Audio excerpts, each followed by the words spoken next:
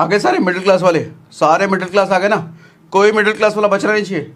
Middle class हो तुम भी, मिडिल क्लास बैठो चुपचाप। हाँ बिल्कुल, एकदम मिडिल क्लास की बात करने वाले हैं आज। जितनी समस्याएं हैं आज मिडिल क्लास की, सबको धो डालने वाले हैं, समस्याओं का कारण समझेंगे। हैं, मिडिल क्लास में रहना कोई भी नहीं चाहता, लेकिन सारे के सारे मिडिल क्लास में पड़े हुए हैं। कहा है भैया, समझते अभी मिडिल क्लास ही हो ना? हाँ ठीक है। नहीं क्या है, आजकल कपड़ा लत्ता देख करके समझ में नहीं आता ना मिडिल क्लास है कि रिच क्लास है। क्या है, EMI है ना भैया, क्रेडिट कार्ड सबके पास है। अमीर आदमी तो भैया महंगा कपड़ा खरीद ही सकता है, महंगा फ़ोन रख ही सकता है, उसके पास पैसा है। लेकिन आज के टाइम में मिडिल क्लास भी अमीर महंगा फ़ोन महंगा कपड़ा खरीद रहा है। लोन की फैसिलिटी, क्रेडिट कार्ड की फैसिलिटी, EMI पे मिल जाता है, तो पता ही नहीं चल रहा है कि अमीर है गरीब है। और यही तो गरीब आदमी चाहता है, मिडिल क्लास वाला चाहता है कि हम गरीब दिखे ना। खैर चलो वो बात तो अलग है। तो सर देखो, एक बात ये है, जब बात लोन की निकली तो जरा लोन पर थोड़ा बात कर लेते हैं। सर लोन का जन्म कैसे हुआ था?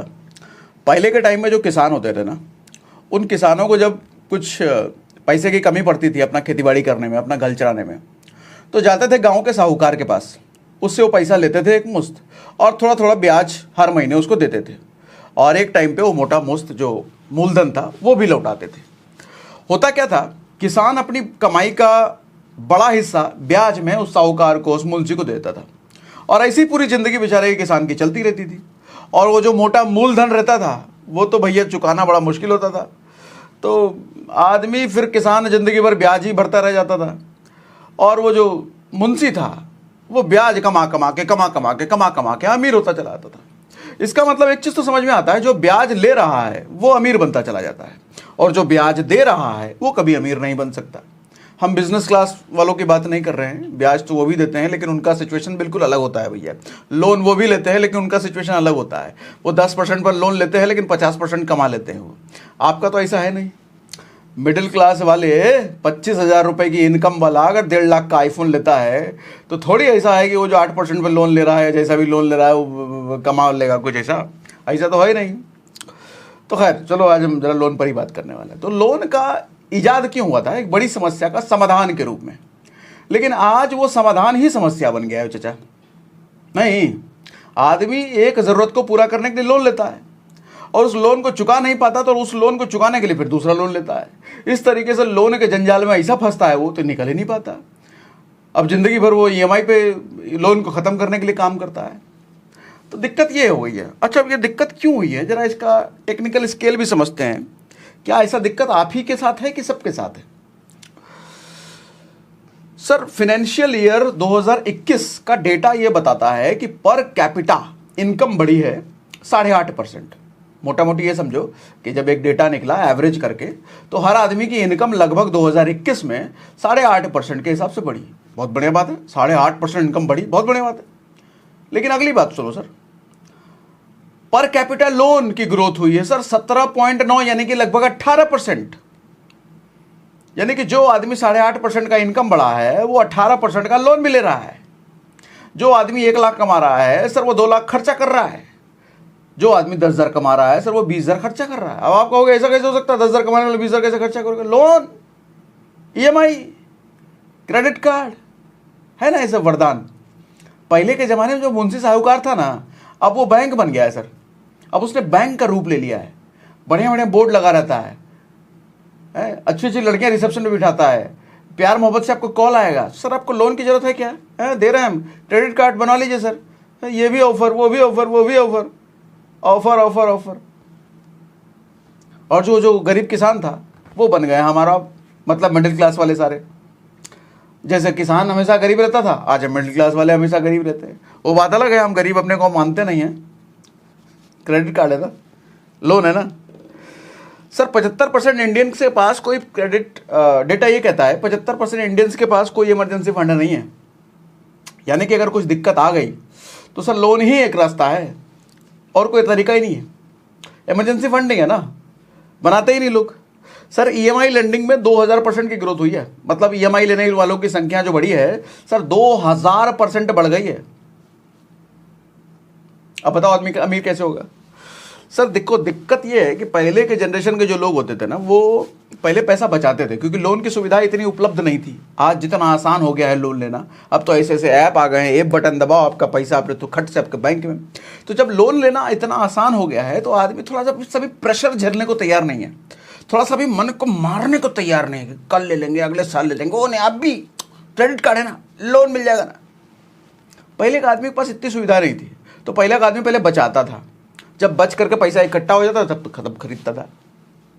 इसलिए आप देखो ना, पहले के टाइम में लोगों की इनकम बहुत कम होती थी, लेकिन कम इनकम में भी वो घर बार भी बना लेते थे, बाल बच्चा पढ़ा लेता था, बाल बच्चा का शादी भी कर लेता था। आज के समय में सर इनकम बहुत ज़्यादा है लोगों की, लेकिन इनकम ज़्यादा होने के बावजूद भी कुछ नहीं उखाड़ पा रहा, वो कर्जे में डूबा हुआ है, वो EMI में जिंदगी चल रही है उसकी।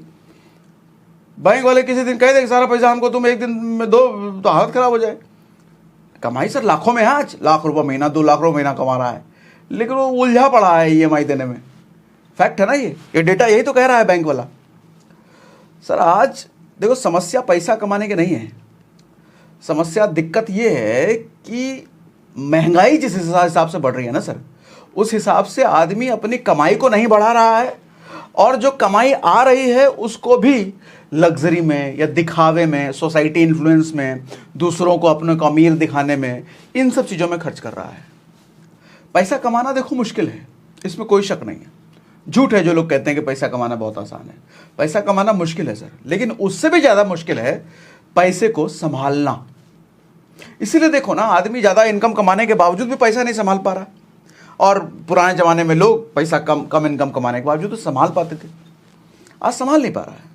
सर महंगाई की जब बात निकली, चलो बताता हूँ आपको, मेडिकल इन्फ्लेशन, वैसे महंगाई तो आप जानते ही हर चीज़ में बढ़ रहा है सर। मेडिकल में हॉस्पिटल, दवा दारू, 15% की ग्रोथ है हर महीने। ग्रोथ कहने का मतलब हर महीने 15% के हिसाब से महंगाई बढ़ रही है, यानी कि 3 साल में ये महंगाई मेडिकल में 45% हो जाएगी। आप मुझे ये बताओ, आपकी सैलरी, आपकी इनकम 3 साल में 45% होती है क्या? सर 15% ग्रोथ का मतलब है 6 साल में लगभग डबल हो जाएगा मेडिकल का खर्चा, दवाई दारू का खर्चा, हॉस्पिटलाइजेशन का खर्चा। आपका इनकम कमाई क्या 6 साल में डबल होगा क्या? सर मैं कॉर्पोरेट में देखता हूँ आदमी की 3-3 साल, 4-4 साल तक इनकम बढ़ती ही नहीं है। इनकम तो बढ़ नहीं रही है, लेकिन उधर महंगाई बढ़ती चली जा रही है, और जो इनकम आ रही है उसको भी तुमको IIC में खर्चा करना है। आईफोन भी लेना है, iPhone 15 भी अब आ गया है, भले लाइन में लग के लेना पड़े। सर महंगाई की इतनी स्पीड आज तेज है ना, आप महंगाई के बराबर चलना तो छोड़ो, आप महंगाई से ज़्यादा कमाई तो छोड़ो, आप महंगाई के आसपास भी नहीं भटक पा रहे। महंगाई की स्पीड इतनी तेज है, और आपकी इनकम आप इनकम की स्पीड उसके आसपास भी नहीं है। समझ रहे हो? तो और कोई चारा नहीं है सर, इनकम बढ़ाना पड़ेगा, मल्टीपल सोर्स ऑफ इनकम बनाने पड़ेंगे। नौकरी चाकरी पर डिपेंडेंट अगर हो तो बहुत बड़े भ्रम में हो, जिंदगी अपनी कूड़ा कबाड़ करने की पूरी तैयारी कर रहे हो। अगर एक नौकरी के भरोसे जिंदगी काट रहे हो तो सर फंस चुके हो सकता है एहसास आज ना हो रहा हो, लेकिन जब तक एहसास होगा आपके पास कोई रास्ता नहीं बचेगा छटपटा के मरने के अलावा। ऑप्शन बढ़ाओ सर कमाई के, एक्स्ट्रा इनकम सोर्स ढूंढो। आज के लोगों को, आज के यूथ को SIP तक का नहीं पता है, हर महीने थोड़ा थोड़ा इन्वेस्ट करके अच्छा वेल्थ बना सकता नहीं पता, स्टॉक मार्केट में इन्वेस्टिंग कैसे करते हैं नहीं पता, ट्रेडिंग कैसे करते हैं नहीं पता। स्टॉक मार्केट में इन्वेस्ट करना है तो आपको डीमैट अकाउंट खुलवाना पड़ता है सर। एक जानने वाला है, हर 6 महीने पे पूरी फैमिली को लेकर के वो विदेश घूमने जाता है किसी ना किसी कंट्री में। इसमें कोई बुराई नहीं है, पैसा तो घूमने जाओ। सर बुराई तब है हर 6 महीने पे वो बैंक से लोन लेकर के घूमने जाता है। मेरी जब उससे बात होती है मैं कहता हूँ प्रभु साक्षात दंडवत प्रणाम, ऐसे लोग भी दुनिया में एग्जिस्ट करते हैं क्या? सर लोन लेकर के घूमने का शौक, ठीक है भैया शौक है, लेकिन और बात आगे तब बढ़ जाती है सर शादी को 10-12 साल से ज़्यादा हो चुके हैं, बाल बच्चा कोई भी नहीं है। जब उससे मैं रीज़न पूछता हूँ तो कहता है कि अभी क्या पड़ी है यार, करेंगे ना, आराम से करेंगे, बाल बच्चा भी तो घूमने फिरने का समय है। सर एक चीज़ समझना, 35 साल से ज़्यादा की उसकी उम्र है, अगर वो 40 साल की एज में बच्चा करता है सर, जब उसकी उम्र 60 साल की होगी ना, उसका बच्चा 20 साल का होगा, और 20 साल की उम्र में बच्चा शायद हायर स्टडीज़ या कमाई उमाई के लायक हो चुका है, तो शायद हो सकता है उस वक्त कमाना शुरू करेगा। और ये आदमी जो 60 का हो चुका है, इसके पास कोई इनकम सोर्स बचेगी नहीं, नौकरी चाकरी कर रहा है। आजकल तो 50 के बाद तो शरीर ढलना शुरू हो गया ना भैया, तो 60 साल तक कौन काम करा रहा है प्राइवेट सेक्टर में? तो जॉब है नहीं, सेविंग कर नहीं रहे बेचारा, लोन लेकर के घूमने जाता है। सोच के देखो सर इस आदमी की हालत क्या होगी। बच्चा जब इसका 20 साल का होगा और इंस्टाग्राम पर इसकी फोटोज़ देखेगा, यार पापा मेरे मम्मी तो खूब घूमे, ये कंट्री वो कंट्री वो कंट्री, आज हमको देने के लिए इनके पास कुछ है ही नहीं। वो बेटा इज्जत करेगा क्या अपनी माँ बाप की? इंस्टाग्राम का ज़माना है ना, अब तो सब कुछ दिखेगा। ये कह नहीं सकते कि बेटा हमने बहुत मेहनत करा था तुम्हारे लिए। अरे हाँ, इंस्टाग्राम पे सब दिख रहा है कितना मेहनत किया है तुमने। और रिटायरमेंट के बाद ना लाइफ बड़ी मुश्किल होती है सर। मैं अभी अपने बड़े पापा के साथ बैठा था, तो वो रिटायर्ड हैं, गवर्नमेंट जॉब में थे। तो उनसे जब बात कर रहा था मैं, तो मैं उनसे बेसिकली मैं यही समझ रहा था कि ज़िंदगी कैसी होती है रिटायरमेंट के बाद। तो बताते हैं देखो, रिटायरमेंट के बाद बहुत सारे लोग डिप्रेशन में, टेंशन में आ करके, बीमार हो करके बड़ी बुरी तरीके से उनकी मौत होती है। लेकिन बेटा मैं फिर भी सुखी हूँ। मैंने कहा जेठू क्यों ऐसा? जेठू बोलते क्यों ऐसा? तो कहते हैं देखो हर महीने पेंशन आ जाता है बेटा, और पेंशन इतना आता है कि खुद का भी खर्चा और पूरे परिवार का खर्चा बड़े आराम से चला सकते हैं, जिसकी वजह से मैं अपने परिवार पर बोझ नहीं बन रहा। मेरा अगर सोर्स ऑफ इनकम इस वक्त नहीं होता ना, तो मेरा ही परिवार मुझे बोझ समझने लग जाता। अगर मेरा परिवार मुझे बोझ नहीं भी समझता, तो भी मेरे मन में ये आ जाता कि मैं अपने परिवार के लिए बोझ हूँ। और जहाँ ये फीलिंग आ जाती है ना, आदमी टेंशन डिप्रेशन में आ करके फिर सुख से रह नहीं पाता है। तो इसका मतलब एक चीज़ समझो सर, जब रिटायरमेंट होने के बाद जब आप काम नहीं कर रहे हो, नौकरी चाकरी जा चुकी है, काम धंधा बंद हो चुका है, उस वक्त अगर आपके पास इनकम सोर्स है ना, तो सर आपकी इज्जत बनी रहेगी आप ही के घर में। वो अगर नहीं है तो या तो परिवार वाले बोझ मान लेंगे, और परिवार वाले ना भी माने तो आप अपने आप को बोझ तो मानोगे ही। अभी एक रिसेंटली इंसिडेंट आपके साथ शेयर करता हूँ। हुआ क्या, मैं किसी कॉलेज में गया था as a chief guest, as a chief motivation speaker मैं वहाँ पर गया था। तो वहाँ पर उस जो यूनिवर्सिटी है ना, उस यूनिवर्सिटी के एक्स वाइस प्रेसिडेंट भी आए हुए थे। तो वो जब स्टेज पर गए थे, तो एक्स हैं वो, x vice president, current time में तो रहे नहीं। तो उन्होंने एक कटाक्ष मेरे ऊपर किया था कि आजकल तो लोग मोटिवेशनल स्पीकर को भी सुनते हैं, हमने तो अपने ज़माने में कभी किसी मोटिवेशनल स्पीकर को नहीं सुना और फिर भी वीसी बने। सर ये कटाक्ष क्यों हुआ, जरा ध्यान से समझने की कोशिश कीजिएगा। दरअसल उसने देखा कि मैं जब वहाँ पर उस सभा में पहुँचा, तो उस एक्स वीसी से ज़्यादा इज्जत मेरी हुई, उनकी हुई नहीं। तो लेकिन जब वो वीसी थे, क्या उनकी इज्जत नहीं होती? भयंकर इज्जत होती थी, भरपूर इज्जत होती थी। लेकिन आज के समय में वो इज्जत नहीं है सर नौकरी चाकरी में आदमी की इज्जत नहीं, पद की इज्जत होती है। पद नहीं तो काहे का इज्जत, है ना? अच्छा, वो डिजर्व कर रहे हैं कि वही इज्जत उनको चाहिए उस वक्त भी। वो इज्जत कहाँ से मिलेगी? नहीं मिलेगी। तो आदमी फिर इस तरीके से कटाक्ष करता है, मन में ऐसे भाव आते हैं। तो सर कुल मिला के मैं समझाना ये चाह रहा हूँ, रिटायरमेंट होने के बाद ना आपके पास एक इनकम तो होनी चाहिए, पैसा तो होना चाहिए, नहीं तो भैया डिप्रेशन में जाना तय है। और एक बात बताऊं आपको, रिटायरमेंट के बाद आपको कितने पैसे की जरूरत पड़ेगी? 1 करोड़, 2 करोड़, या अभी अगर 50-60 हज़ार महीना कमा रहे हो, वही 50-60 हज़ार रुपये उस वक्त भी आता रहा तो चल जाएगा? सर पैसे का जरा गणित समझिएगा। एज पर कैलकुलेशन पैसा हर 20 साल में 1/10 हो जाता है। 1/10, एक का उसका 10वां भाग रह जाता है हर 20 साल में। समझाता हूँ उदाहरण से। सर 1940 में ना एक मिडिल क्लास को 10 रुपये चाहिए होते थे अपना पूरा घर चलाने के लिए। सर 1960 में 100 रुपये, और 1980 में 1000 रुपये, और 2000 ईस्वी में 10,000 रुपये, 2020 में वही फैमिली को मिडिल क्लास लाइफ में सर्वाइव करने के लिए 1 लाख रुपये। आज देखते हैं ना 1 लाख रुपये में कैसा फैमिली सर्वाइव होता है। दिल्ली एनसीआर जैसी जगह में मिडिल क्लास 1 लाख रुपये मिडिल क्लास वाली लाइफ जीता है ना। सर 10 साल 20 साल और आगे बढ़ो, 2040 में कितना चाहिए होगा? सर 10 लाख रुपए चाहिए होगा मिडिल क्लास वाली लाइफ जीने के लिए।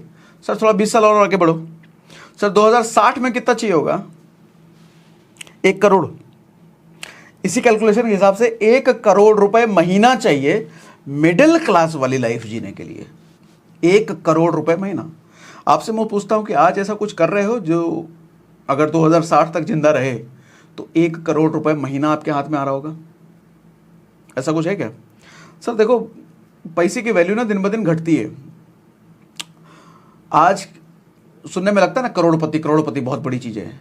सर 2060 में करोड़पति कुछ भी नहीं रहेगा। बहुत साल पहले, 20-30 साल पहले, 40 साल पहले लखपति बहुत बड़ी चीज़ होती थी। आज के समय में लखपति कोई चीज़ नहीं है। सर यही चीज़ करोड़पति वाली बात हो जाएगी। 2060 में करोड़पति बहुत बड़ी चीज़ नहीं रहेगी। करोड़ तो ज़रूरत रहेगी सर्वाइव करने के लिए, जिंदा रहने के लिए 1 करोड़ रुपए चाहिए, वो हालत हो जाएगा। आज कुछ ऐसा कर रहे हो क्या? नहीं कर रहे हो ना सर, तो फिर डिप्रेशन में जाना तय है। सोल्यूशन क्या है सर? सोल्यूशन एक ही है। मैं नहीं कहूँगा कि आप इसमें इन्वेस्ट करके उसमें इन्वेस्ट करके अपना सब कुछ ये कर सकते हो। सर अगर अच्छी लाइफ चाहिए आपको तो कोई तरीका नहीं है सिर्फ इसके कि आप एक्स्ट्रा सोर्स ऑफ इनकम बनाओ, आप बड़ा सोर्स ऑफ इनकम बनाओ। मैं कभी नहीं कहता सर किसी को भी ज़िंदगी भर जॉब करो। हाँ जॉब ठीक है 2-3 साल करो, उसके बाद निकलो भैया, अपना धंधा वंधा सेट करो, भरपूर मेहनत करो। और जब आप कुछ भी नया करने जाओगे ना समाज में सर, लोग उंगली उठाएंगे। स्कैम 1995 देखा है वो हर्षद मेहता वाला? उसमें सबसे बड़ी चीज़ मेरे को क्या लगी, वो हर्षद मेहता जिधर भी जाता था ना, सबसे पहली बार वो ब्रोकर बनने गया तो उसको लोगों ने कहा अरे ब्रोकर तू कहाँ बनेगा ब्रोकर, तेरे पास का बात नहीं है। ब्रोकरों का बाप बन के दिखाया उसने। फिर उसने बोला मैं कंपनी खोलूंगा, तो लोगों ने कहा अरे तू कहाँ कंपनी खोलेगा, ये सब तेरे पास का नहीं है। अच्छी अच्छी कंपनियों का बाप बन के दिखाया उसने। मतलब जिस जगह पे गया लोगों ने सबसे पहले उसका उपहास किया, मजाक उड़ाया, बोला तू नहीं कर सकता, लेकिन उसमें जज्बा था। सर आदमी ना आपकी आज की हालत को देख करके, आपकी औकात को देख करके राय बनाता है, लेकिन कल आपकी औकात क्या होगी ये तो सिर्फ आप ही जानते हो ना, उसको थोड़ी पता है। जिंदगी में जब भी कुछ अलग करने जाओगे ना सर, लोग बुरा बोलेंगे, लोग अलग बोलेंगे, लोग मजाक उड़ाएंगे, लेकिन उस वक्त आपको खुद पर भरोसा रख करके आगे बढ़ते रहना पड़ेगा सर, और कोई चारा नहीं है।